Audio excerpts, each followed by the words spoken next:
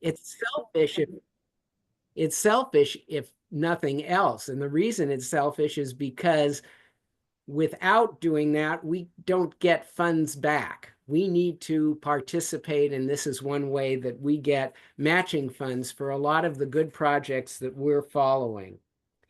Anyway, today I just want to mention, as we've been talking a little earlier, about the great publicity that our club has received through Virginia McKenzie and the sponsorship that we have of her club. And I know Virginia's on. It was great to see your face on the cover of the Rotary magazine. I was so excited. I passed it on to Bobby, who is really in the same area that you are dealing with, Virginia, that she's working on in a number of different ways. And so she's very excited, but she took the magazine, so I don't have it anymore. So anyway, congratulations on that. It is so great for us to be featured that way. But more importantly, the great work that you are doing, Virginia, in letting everybody know how important it is to stop this sex trafficking, and where we really can stop it here in our Seattle area, but it also needs to be stopped in a number of different places around the country and around the world too. So thank you for being there, Virginia. We really appreciate it. Moving on, I wanted to thank Logan Riley, who is going to report all of the things that we're talking about right now at the meeting. And Joanne Miller, you're helping to bring everybody on board by making sure that they're all entered into our Zoom meeting in a waiting room. Mary, do you want to welcome our guests? I sure do. It looks like we've got Eric from the Rotary Club of the Pacific Northwest to End Sex Trafficking. It looks like, And that I promised Eric, by the way, that I was going to give a shout out to yeah, Virginia and the club and his club. But your name wasn't in that article, Eric, but it's okay. yeah. I think that's our only guest on here right now. So welcome, Eric. We are glad to have you today. Okay. And now I'm going to turn it over to remember how important our SRSF is in everything we're doing. And by the way, I'm going to turn this over to Vicki, but before I just do that, and we hear from Maddie, I just want to mention that we are going to get publicity for the $75,000 grant that we made. We need to not only show up in the Rotary magazine, but we also need to show up in the Times and the Stranger and some of the other local organizations where we are featured in some way, shape, or form and getting credit for all of the things that our club is doing. All right, Vicki, the floor is yours. Thanks, President John. Yeah, I'm very optimistic about getting some publicity about Uplift Northwest and the $75,000 grant that we are going to give away to them. But today we have Maddie Von Hoff, who's going to give us a short update on some things that are hitting us pretty close to home. Maddie did speak to us this last fall in August, but I really want to share her background with you again. Yep. She joined Seattle Rotary in 2023. She's the current chair of International Service Committee. She's a recent addition to the Seattle Rotary Service Foundation board, and she is our president-elect nominee for the 2027 Rotary year. Outside of Rotary, Maddie is a policy and advocacy manager at Committee for Children. This is a 40-year-old global nonprofit fostering children's safety and well-being through social, emotional learning and development.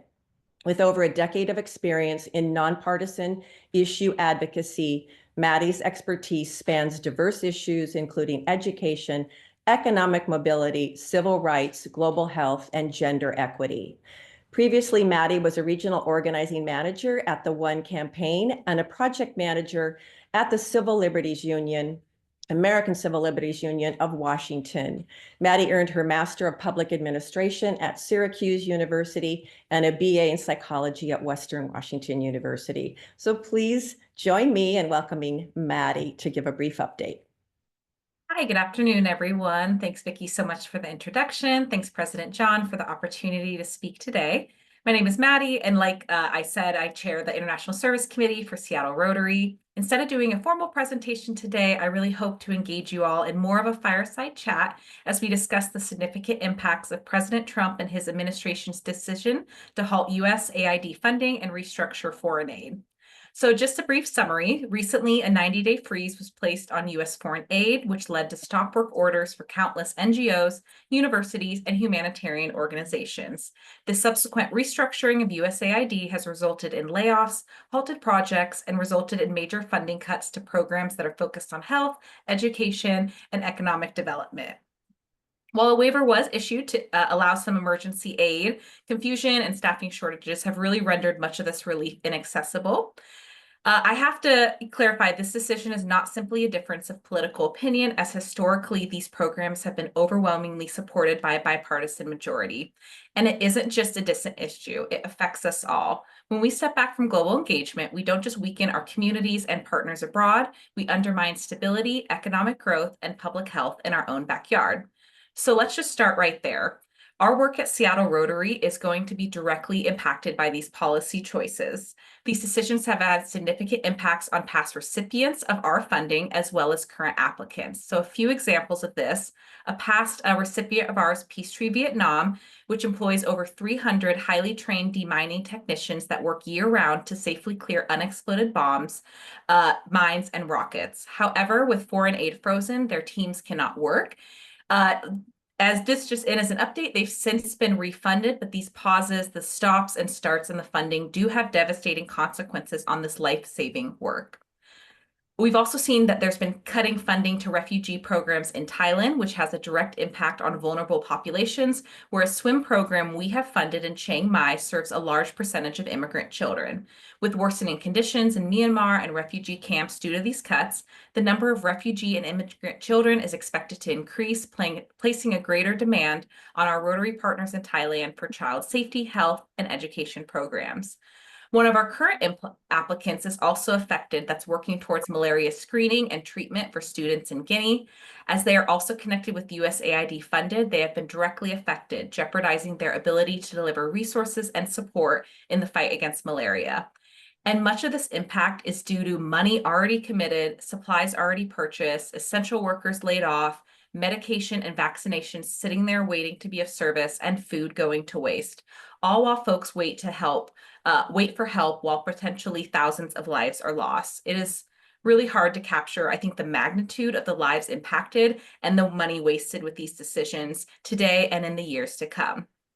And as you can imagine, there's also been significant impact on Rotary International. Rotary International relies on partnerships with organizations like USAID to amplify our global service projects and your donations.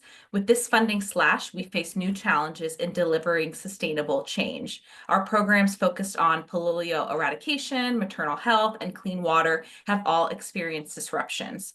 For example, Polio Plus is affected in numerous ways. One, by the United States withdrawing from the World Health Organization, who is a primary partner in this polio eradication, which will also reduce the World Health Education's budget as the United States has withdrawn, and also by cutting USAID grants that support polio vaccination programs. Additionally, Rotary International works with the United States President's Emergency Plan for AIDS Relief, or PEPFAR, and has partnered on programs to improve health and prevent HIV/AIDS. PEPFAR is also funded by USAID and has had its funding halted and its staff furloughed.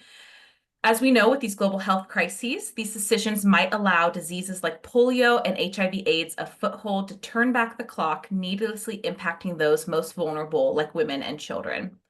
And while these cuts are going to impact millions of people abroad, please join me in educating the community around you that they are also going to affect U.S. jobs, research institutions, and industries that depend on foreign aid.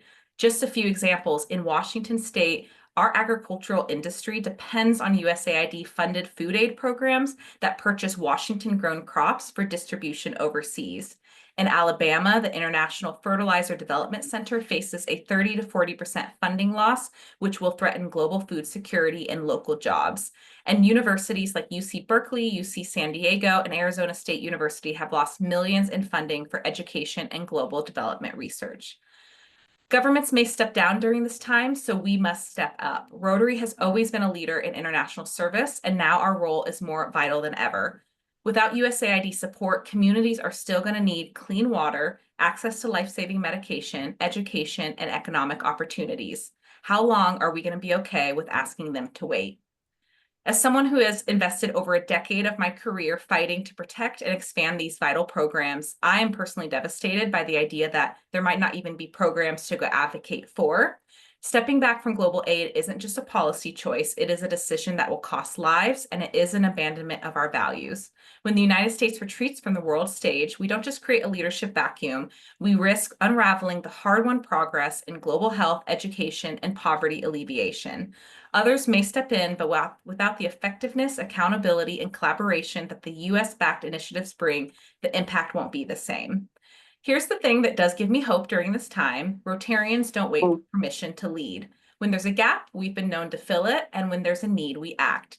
I know we can't do this alone, but this is our moment to step up, leverage our resources and networks, and show what true service and leadership looks like. So in that spirit, I urge all of you to take action in one or all of the following ways. The first is by donating to the Seattle Rotary Service Foundation. As the president-elect nominee, I'm personally asking you to make a contribution today, as a portion of all your donations always directly support international development projects, ensuring our impact reaches the communities that need it most. This year, we have over a dozen applicants, and we cannot support them without you. You can also support Rotary International through a financial contribution, advocacy, or hands-on involvement. And then we have the power to sustain critical programs around the world. We'll be sharing links in the chat for those of you who are interested in supporting our larger global work. And then finally, we must urge our lawmakers to restore USAID funding and reaffirm the importance of global engagement. If you're interested in advocating on any of these critical issues, please reach out to me, and I'm happy to connect you with nonpartisan resources that can help make your voice heard. The need has never been greater, and thus neither has our responsibility. Thank you so much for listening today and your commitment to thinking globally and acting locally. Thank you. Maddie, absolutely wonderful. I mean, the presentation needs to be recorded, which we have done, to make sure that all of our members know about this situation. And it's something that hopefully we can also share with other Rotary clubs in the area so that they are aware of all of this also. I just want to mention that Geraldine Brousseau is on the line right now. She's one of the members here, and on May 7th, she will be the program.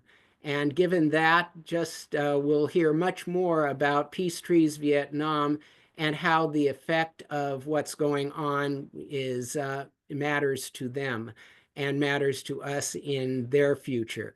So thank you, Geraldine, also, and Maddie, just a stellar presentation.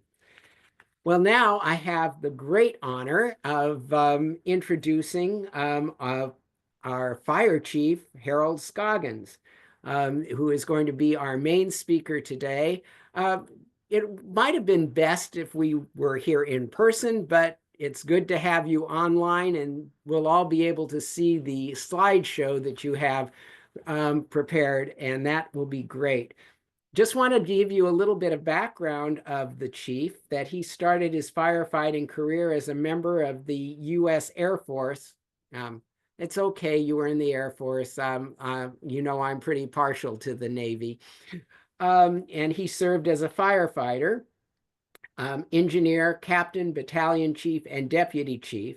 And in 2008, he was named fire chief in the Glendale Fire Department, where he had joined. Chief Scoggins has a master's degree in public administration received from Cal State University in Long Beach, and a bachelor's degree in public administration from Cal State University in Los Angeles, all in the LA area. In In April of 2015, Chief Scoggins became the chief of the Seattle Fire Department. That means your 10-year anniversary is coming up. Chief, how exciting and great. And it says it's 9 years, but it's really 10 years as fire chief. He's credited with launching the highly successful Health One program and a number of other programs. In addition to working in the executive leadership program in partnership with the UW Foster School of Business, where we have a large amount of connection as Rotary. Without further ado, I'm going to turn it over to Chief Scoggins to make his presentation to us. And of course, he's a member of our Seattle Rotary. All right. Good afternoon, John, and good afternoon, everyone. Hopefully you can hear me and see me okay. And we have about 18 minutes and I have about 20 slides. So we're going to see how this works out. Today, we're going to be talking about our Health One program. It's a program that we're extremely proud of in the Seattle Fire Department. And hopefully you're seeing that slide that's on the screen. Yes. And I'm just going to spend a few minutes talking about the different aspects of the program and the different things that we do. But I think it's important to always start off with, how did we start this program? Well, in 2011, what our firefighters saw here in the city of Seattle was there was a lot of people in need, and we titled it our Vulnerable Adult Program. We would respond to individuals over and over for the same issues, or seniors, or falls, or different things like that. So our firefighters start thinking through, how can we better serve this population? As we know, we're an aging population in this country because it's not going to get any better. So in 2016, we launched our low acuity program and later named that our mobile integrated health program. And that's when we really started developing this unit that we called Health One. And we presented the concept to City Council in 2018. And finally, in 2019, in November, we had our first unit on the street. And as you can see, in 21, we added a second unit. In 22, we added a third unit. And then in June of 23, I think we all noticed that we were having a problem with overdoses in the city. So we did a pivot in the program. We launched Health 99, which is our overdose response unit. And then in September 24, we brought on board a nurse practitioner. And this has really expanded the services that we can provide to the community. The gaps that we were trying to fill were a real-time crisis response. How do we respond to people in need that do not need to go to the emergency room? Because the emergency rooms are all full, and oftentimes this population really doesn't need to be in the emergency room. And our goal was also to meet people where they are, spend the time that was necessary to get them to where they needed to be or the help that they needed, and then really provide a warm handoff so we can ensure there was going to be follow-up care. So when we launched this team, this is a busy slide, so I'll just talk about the makeup of the different teams, is the teams have 1 or 2 firefighters on board and a case manager. So when you see a unit riding around the city and it says Health One on it, we'll have 1 or 2 firefighters on that unit, and we'll have a case manager. Now, the firefighters bring a unique set of skills. They respond to emergencies every day. They're able to pick up on things that most people can't. Their on-scene awareness is pretty high. Their EMT skills are good. They're versatile. They're adaptable. And they really have a good connection with all of our firefighters out there in operations. But our case managers bring a skill set that we just don't have. They have extensive knowledge of the social work system and system navigation. And that's really what we needed to be able to connect people up to care, built-in connections with the state systems, and they have a background in crisis response and de-escalation. So what we saw was this was a really good combination to serve people who were really in need. That was a big deal. So Health One, when you look at the dark purple area, that's our primary response area for our Health One unit. But the gold area in the south and in the University District in Ballard, we also have a lot of responses in those areas and also responses throughout the entire city, which is what the heat map shows. So this is 5 years of data since November of 2019. We really respond all over the city. And now we have 3 units in service. We also have the Health 99 unit. And in 2026, we'll be putting another unit in service in the north end of the city at Fire Station 31 in Northgate. Now, we had to up our firefighters training in order to provide this new set of skills. So we provided a mental health first aid for fire and EMS, motivational interview, crisis intervention training. And then we also embedded them with DESC and the SPD crisis response team so they can get some different looks at people in crisis and how people handle them in different ways. And then our reading lists are the books that are on the screen. And there's a lot of ongoing training. So the firefighters who work on the fire engines every day, this is a higher level of training that the firefighters have who work on actually the Health One units every day. So our staffing is really important. You know, our responses come from our fire alarm center. Oftentimes you hear about 911. So what happens when a person calls 911, it goes into the care 911 center. And if they say it's a fire or a medical emergency, it's then transitioned to our fire alarm center, which is located at 5th and Washington above our EOC right by Fire Station 10. And this is where the triage work is really, really done in this area. And so once a person is interviewed on the phone, and we quickly realize that it may not be in need of a 911 response, this is when we can actually launch our Health One unit to that scene. Now, Health One can always fall back and call additional help as needed, but we really get on scene and we try to figure out what folks really need. One aspect that I don't have in my slides today, but I'll mention right now, we also have another option for when someone calls 911 and is not in need of a medical response, and that's our nurse navigation line. Last year in 2024, we diverted over 6,900 calls to our nurse navigation line. So that's really important for us too. So this gets our units rolling in the field, but this is the population that we really serve. Our high utilizers, and this is anyone who calls 911 more than 3 times in a quarter. That's a frequent caller for us. Individuals with behavioral health and substance use disorders, people who are aging in place or vulnerable adults, or the homeless and those in extreme poverty. These are really the 4 different buckets where our clients fall into, and each of them requires a different skill set and a different set of skills. Our high utilizers, for example, they're calling 911 over and over because of a reason. Maybe they haven't had a doctor's appointment. Maybe their prescriptions aren't filled. Maybe they lost touch with their case managers. Maybe they just don't have a ride to a medical appointment. So we deploy one set of skills for them. Aging in place and vulnerable adults. So sometimes we go into members of the community's homes and they're falling over and over and over. Well, maybe they need some handrails installed or different things like that. So we try to work on that one also. And then behavioral health and substance use issues.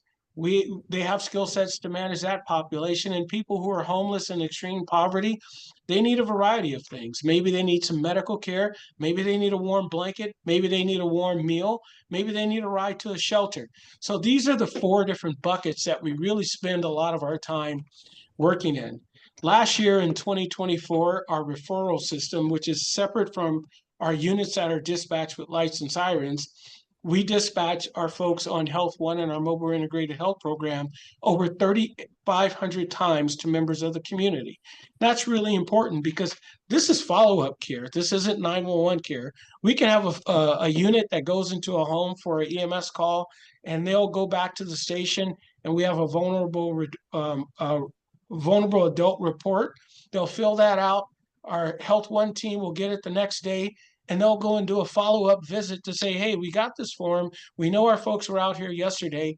Hey, tell us what's going on. How can we get you some help so you're not calling 911 over and over again? Maybe it's giving them a Lyft voucher to get to the clinic. Maybe it's picking up the phone and calling their doctor. Maybe it's getting a prescription filled. Whatever needs to be done, this is what our folks are doing, but over 3,500 times. And this is important to note, in 2023, that number was about 2,900 times. So last year we're up by about 600 follow-up calls. And this is the population. What we're seeing is the mean is about 67 years of age, and the population that we're seeing on that 3,500 follow-up calls. But we are an aging population, so we expect this number to continue to grow. People need help, and it's our goal to be able to help them with what they need. And our folks have done a really great job in putting that together. Now, Health One also responds to direct dispatches through our 911 system. So on top of that 3,500 calls, they also were direct dispatched over 1,300 times out to the community. And that's about seven times a day. And this is what's different than our fire calls. You can see the average time we spend on scene is about 42 minutes. The average time we spend on scene for an EMS call is 17 to 18 minutes. So what we try to do there on this 42 minutes is really take the time to figure out what needs to be done to help this person in need so they aren't calling 911 over and over again. And what we also do is we enroll them in our Health One system so our case managers can now do follow-up to do periodic checks to make sure they're doing okay. All this is important because if we don't do these things, these individuals will continue to call 911. Sometimes it's as simple as reconnecting them with family and friends, and sometimes it's getting them that medical appointment that they may just not have the skill sets to do. So that's really important for us. And like I mentioned earlier, in September, we brought on our nurse practitioner, and this has really been a game changer for the Seattle Fire Department. Just does an amazing job out in the community, and she's able to provide, wound care, write prescriptions, and do all the things that a nurse practitioner can do. And she also rides along on our Health One units, our Health 99 units. She goes out with our case managers, depending on who they're going to see, and we can actually provide real-time care out in the field right where people are. This is just at the scene of one of our fires. We actually had a fire and a person had some smoke inhalation, and our nurse practitioner was on scene, and she did a medical assessment, and the person didn't need to be transported, but we took care of it right there. We didn't have to transport them to the emergency room, and we can actually do follow-up. These are the type of things that really make a difference in someone's life when we can help them where they are right then and there. Now I'll transition to our overdose responses. I think I have about 8 minutes left. What you're looking at here is it's kind of a 3-week increment from 2021 to the present. You can see our overdoses have been climbing over the last several years. We had a pretty good dip last year, about mid-year, but towards the end of the year, it picked up again. And this type of data is what led us to launch our Health 99 unit, our post-overdose response unit.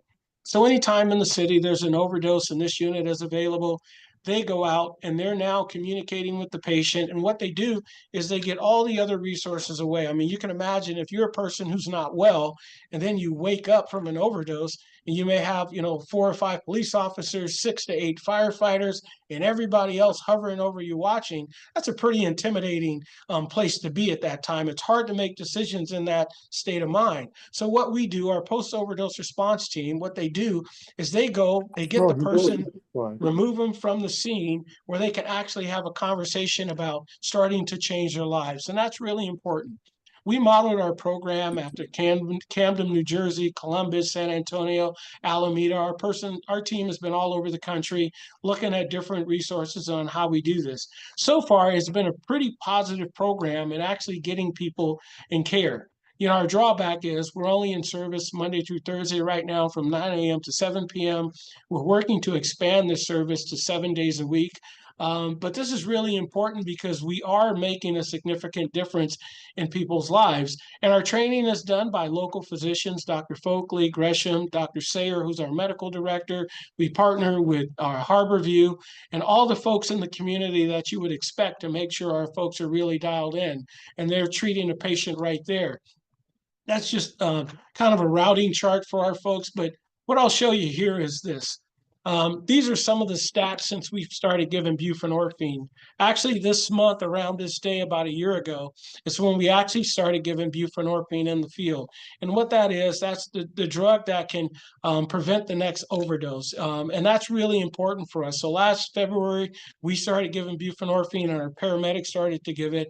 And then late last year in November, we were the first EMT agency actually in the nation for our EMTs to actually deliver this narcotic in the field. Now that becomes really important because after a person actually has an overdose, there's a small window where we can get buprenorphine on board And what that does is starts to prevent the withdrawal symptoms in the patient. And if they do take another dose of the opioid that will take them back into that space, it basically disconnects the brain receptors where we can now transport them to a place where they can actually start to get the help that they need. So this has really been picking up here. And I think the 69 number is the number of patients we have treated with buprenorphine since last February. That doesn't include February's number. I was told yesterday we're up to 77 now. So it's been really positive and making a difference in individuals' life. These stats right here are just the numbers and who gives. The green is when our paramedics give it, and the red color is when our EMTs give it. Now that our EMTs are giving it, because we have more of them out there in the field, that number will continue to grow at a rapid rate. So this is really positive. I wanted to end with a bit of a case study to kind of shore all this up. And so this is a 35-year-old male with a history of substance use disorder and homelessness. On November 14th, he went to the ED for foot pain, and it was, no real significant issues there. But then what we started to see was a series of interactions. On December 8th, we were called for an opioid overdose to this individual. Again on December 11th for another overdose of this individual, and again on December 13th to another overdose. So that's 3 overdoses in 5 days. And when I go to this next slide, what you're going to see is there's a 4th overdose on December 16th of 2024. So our team had been building rapport, creating a relationship. And it's kind of sad it took all of these things to happen. But on the 4th overdose, this individual finally said yes. He finally said, yes, I want to make a change in my life. Our team was there to give him buprenorphine. You can see we gave him 2 different doses, and then we transported him to the Crisis Solution Center. And our focus is pretty simple. We can make a difference one patient at a time, and this was one patient who, equaled 4 overdose responses in a matter of about 2 weeks. But he finally decided to make a difference, and we were there to support him in that. And now he's under the treatment of a physician where he's getting care, and now he can really start to make the changes in his life. That's a positive outcome. They're all not positive outcomes, but we're there on all of them to try to offer that opportunity for a positive outcome. Our next steps is, we're going to continue to deploy the buprenorphine, and this is just a larger, longer lasting dose. Now that we have our nurse practitioner on board, that's probably going to be successful. We're actually deploying another unit for a follow-up after a person has an overdose. We're going to continue to expand our Health 99 pool. In 2026, we'll launch another unit. We're partnering with the Orca Center that's going to be opening shortly, where we can actually transport people who have had an overdose to that location. So all these things are positive for us. The findings that we've identified over the last several years, culture and patience matter. We got to have the patience to take the time with these individuals to really get them in the place where they can build the trust. Most overdose patients can be diverted to somewhere other than an ER. And we just need more of those places to do that because they need a different type of care. Specialized units and personnel are the key. Our teams are doing an amazing job out there. They have a higher level of training.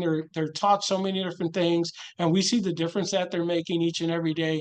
And then more downstream support is needed. And so these are some of the keys that we see in the Seattle Fire Department. And I'll stop sharing my screen now, and I'll pause there and see if there's any questions. I went kind of fast. I apologize for that. That was awesome, Chief. Appreciate everything you did, everything you said, and everything you're part of. Our first question will go to our President, John. Please ask away.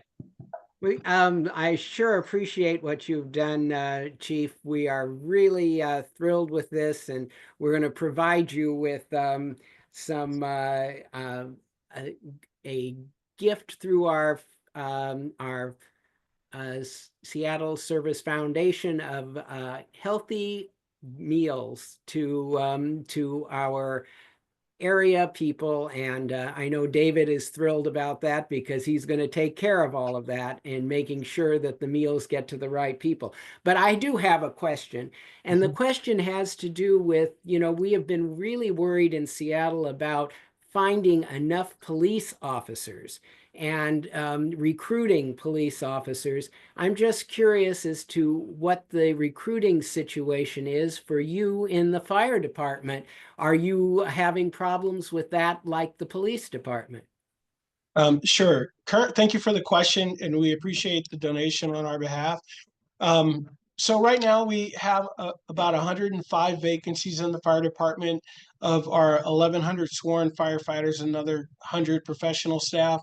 But in November, we opened up a process. We got over 3,800 applications, just over 1,500 passed with the high enough score. So we spent the last 2 weeks and the first week of February doing interviews. Now to take 1,500 people through interviews, we were working 6 days a week. We had 9 panels working a day, and they were all working full days. So early March, we'll have a new register, and then we'll start hiring. That first class will be hired in August. On February 12th, we started a class of 41 people. So that part's going okay. But if anyone you know is interested in the fire service, our applications will open again, probably late next fall. We're going to do this annually. But so far, we're getting plenty of applications. We just got to get them through our system, which can be very rigorous. Understood. Thank you for sharing. I have a question from Stan Chrissy is, do you have any statistics on the police call reductions due to your program? Any statistics on what? What was that last part? On the police call reductions due to your program. You know, we track the fire call reductions. We don't necessarily track the police call reductions, but that 3,500 referral number that I showed you, those are our high utilizers. So to get into that program, that means you're probably calling 911 at least 3 times in a quarter. So you can multiply that number by how many, by 3 times and maybe by multiple quarters. And that's what we kind of calculate our reductions on. Gotcha. Thank you. Simple question from Dorothy Bullitt with Powerful Impact. Is there anything citizens can do to support what you're doing? Be our advocates and our voices for our council and our mayor. That's important for us. And also, when you see firefighters out there, just go up and introduce yourself and say, hey, we appreciate the work that you do. That's really all we need. Thank you every now and again goes a long way, and it'll probably bring a few smiles to some firefighters' faces. Thank you, indeed. Next one's from Jevin Powell. It says, your reading list includes housing first. What are your thoughts about housing first versus shelter first? Apparently, Portland is having success with the shelter first approach. I think we have to open up every avenue we can to get people off the street. My team and I, we spend time building, tiny homes from time to time. And what we see is once people are stabilized, whether it's shelter or in housing, that's probably going to equal more stability in their lives. And that's important. But it's also a challenging question because we go to a number of permanent supportive housing facilities in the city, and sometimes they're really well equipped, like the Hobson, for example, 1911 22nd Avenue South. It has a clinic, it has medical professionals there, it has counselors, but it's our #1 response location in the city. So it becomes a challenge because you put a lot of people in one place with a lot of chronic illnesses, and they're going to call 911 a lot. So it's just not as simple as putting them in housing. You got to put them in a place where they have the potential to be healthy and have a successful transition because they're walking in the door with a lot of challenges. Gotcha. Next one comes from Jen, and it's, I like what you described about H1. She says, how do you see this method of care continuing to develop, and what is the next step? Yeah, we're going to keep evolving our system, and we're lucky we're able to pivot, and we have the support of our mayor and our council to do that. So when we see a challenge is happening, we're able to do a pivot. So when the overdoses started taking off, we actually took one of our Health 1 units and transitioned it into Health 99. So we made a pretty quick pivot based on the problem that we see. So our mobile integrated health program, this is what we're doing. We're looking at the challenges that we're seeing in the community from our perspective, from the EMS perspective, and we're trying to understand how can we pivot our responses to help. And this is what the fire service has done throughout, the 135-year history of the Seattle Fire Department. That's how we got a hazmat team. That's how we got a rescue team.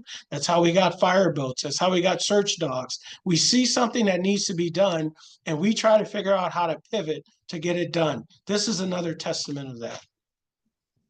Love it. The adaptability of always persevering. Let's see the word. Okay, next one, David Boban. Can you talk a little bit about how you and your team share best practices, impacts that you've developed here in Seattle with other municipalities? Sure. We do this quite regularly, whether we're having calls with other folks around the country, whether we're sending our folks out to see other systems, or whether people are coming into Seattle to see our systems. We're doing all of those things, not just on the EMS front. So here's an example.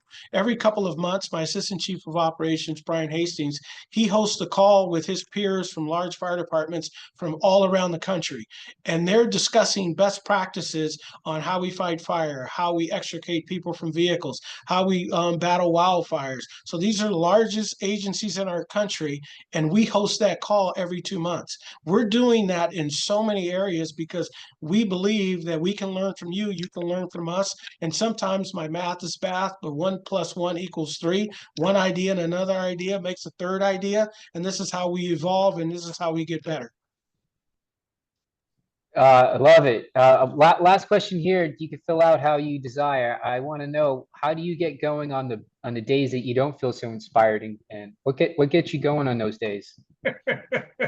It's pretty simple for me. I love what we do. I love the work that we do. We're all here to serve others, and our people buy into that, and that's important. And when you go out on one emergency, generally your first one, and you have an impact on someone's life, a positive impact, you're kind of in at that point. And I've been in for a long time now, so it's pretty easy for me to get excited and get motivated. My job as the chief is to block and tackle. My folks have all the really great ideas. Sometimes I have to block people to get them out the way so they can get through the hole. And sometimes people are doubters, and I got to tackle them to get them out the way so they can get through the hole with the good ideas. So that's my job as the chief, to block and tackle. Love it. Love it. Thank you so much, Chief. And back to you, President John. Oh, well, this is just super. We are so fortunate in Seattle to have you as our fire chief, and you have just done some great things over the 10 years that you have been as our chief, and we want you to keep being our chief for a long time. Just want to again thank you, and also thank REB Enterprises at Carl Benke and Bloodworks Northwest for their sponsorship support. And if our group here has any other businesses that might want to sponsor us, please, we can always use the added sponsors. Okay, I'm going to turn this back over to Jaime to do some of our announcements. Thank you, President John. And to begin our announcements here, we have Wednesday, March 5th, next week, is our lunch meeting featuring Governor Bob Ferguson at the Motif Hotel. We still have a hard registration deadline for this event, noon on Friday, February 28th, so this Friday. We're very fortunate to have the governor at such short notice, but please note, due to his office security concerns, this event will only be open to club members, guests of members, visiting Rotarians, and prospective members who have been actively communicating with regarding membership. Gina Hall will provide our short program for the day, discussing how Uplift Northwest will use their $75,000 in the large local grant funds. Awesome. Fast forward to the next day. Next week will be Wednesday, March 12th. We have our evening member event at Bacco Vino in Pioneer Square from 6 to 7:30 p.m. for $15. Enjoy light bites, a cash bar, and a presentation and club member and National Speakers Association President Anna Leota. So please sign up for this event in our Mayberry. It should be a nice one. And then the following week will be March 19th. We'll be having a featuring Representative Marilyn Strickland at the Motif Hotel. Congresswoman Marilyn Strickland represents Washington's 10th congressional district, which covers parts of Pierce and Thurston counties. Born in Seoul, she is the first African-American to represent Washington State at the federal level and one of the first Korean-American women elected to Congress in its history. Should be a good treat. And with that all being said, we'll turn it back over to Nicole. Hi. Nicole. Hi, I'm in my and car. Hi, everybody. oh, go ahead. Which one? Me? Nicole? Yes, Nicole. Okay, we just have a quick added event for so many of us in our club are WAC members downtown, and some of you might even attend the big main event boxing event. That's a fun one there that they just had. Well, you never get a chance to really mix and mingle with the boxers themselves and hear about what their dreams are, where they want to go with, their career. And they are all UW students that our boxing club has, and they're not part of athletics. So they need funding as well. So if you are interested in coming on Sunday, April 6th, there's going to be a networking fundraiser, light lunch served at the WAC, and you can meet top 20 boxers. So if you email Darren at the WAC or myself, we'll make sure you members or non-members can attend. All right, thanks. Perfect. Okay, well, I guess we're moving on our agenda, and I want to introduce both Jan Levy, who is going to be our president next year, and Kathy Gibson, our past president, who are going to talk a little bit about our club survey results, and we will pass it off to you guys.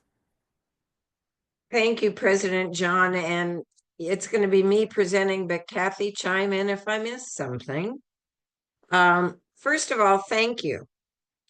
We had 156 people respond to our latest member survey. That's an almost 55% rate of response, which is very good. Today, I'm going to give you a quick overview of the results and tell you more about the Future Vision implementation team's preliminary conclusions as we continue this work. Let me first take you back to the spring of 2024. The board approved and adopted the recommendations made by the Future Vision Task Force. And you'll see right in front of you that vision, a Rotary Club in downtown Seattle that is vibrant, relevant, and sustainable. There were 5 main areas of work to be done to develop a club culture that is member-driven, member-led, and member-centric, to prioritize higher impact, greater visibility projects, to better reflect the diversity of the Seattle region in our membership, to develop a more simplified and sustainable financial model, and to develop a more streamlined governance structure.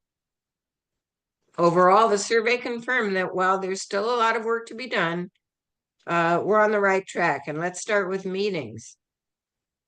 86% of those responding prefer to meet in person. Y'all like each other. Not only that, but 62% of those who responded said they attended at least one evening event in the last year. And the current meeting cadence is being supported. You like having 2 lunch meetings, 1 evening event, and 1 virtual meeting each month. Pay as you go is also working, although people have a hard time remembering to RSVP, but 85% of you said you like the pay as you go method. However, the cost of lunches, that jury is still out. 27.5% are willing to spend up to $50 per month for meeting lunches, and 28% are willing to spend up to $70 for meeting lunches. So stay tuned on that one.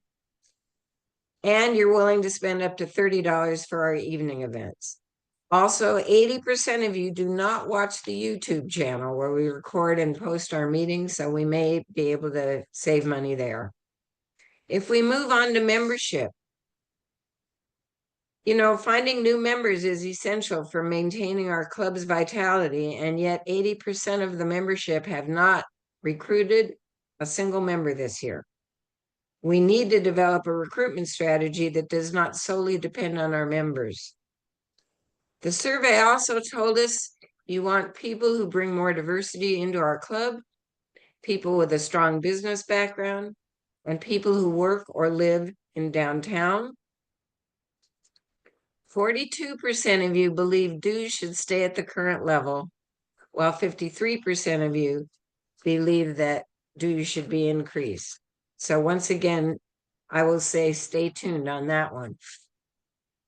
In terms of service, 85% of the respondents supported having service projects that align with our club's chosen service priorities, and 63% said that our club service priorities should be decided by the membership. 58% of you said volunteering for a service project is a priority, but only 42.5% actually participated in a hands-on service project last year. So there's a bit of a disconnect there. Also, a majority of you favored an 80%, 20% split between local and international grant making. There's some next steps. The recruitment team is working to develop a new recruitment strategy, including looking at more diverse candidates from the business community and those who live downtown. And they're going to be less dependent on leads from the members. The service committees are working to streamline the committee structure and find the right balance between funded and unfunded service projects. To that end, they held a retreat last week at my house, and they're trying to breathe new life into these service committees and into their work. So stay tuned, there'll be more to come. The Finance Committee is going to continue to focus on financial stewardship that's responsible. They're going to be developing our 25-26 budget soon, and that will focus on right-sizing club operations while keeping our membership affordable. We're going to put a link in the newsletter where you can review the complete survey results. What we're going to ask is that you continue to support this vision of a more member-driven, member-led, and member-centric club by saying yes when you're asked to be involved. Thank you all.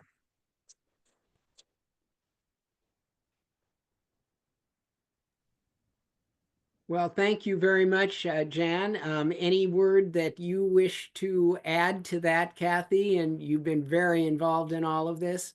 Nope, that says it all. Thanks, Jan. Super. Well, I really appreciate so much what our Future Vision Task Force has done and the implementation team.